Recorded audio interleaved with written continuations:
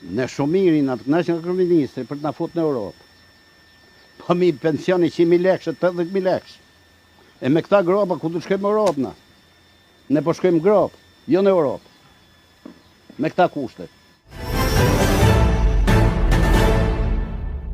Ambicia jonë është që në Shqipëri në 2030 pensioni mesatar jetë 400 euro për të gjithë ata që kanë paguar sigurime të plota.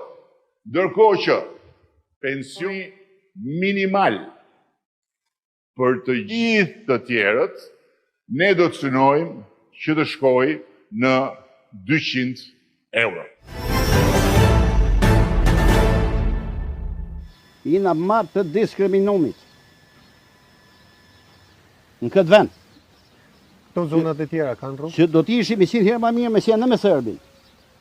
Jo me këtë pushtet si janë. Si do ishim mirë me Serbin? Mirë me këta kushtet do ishim.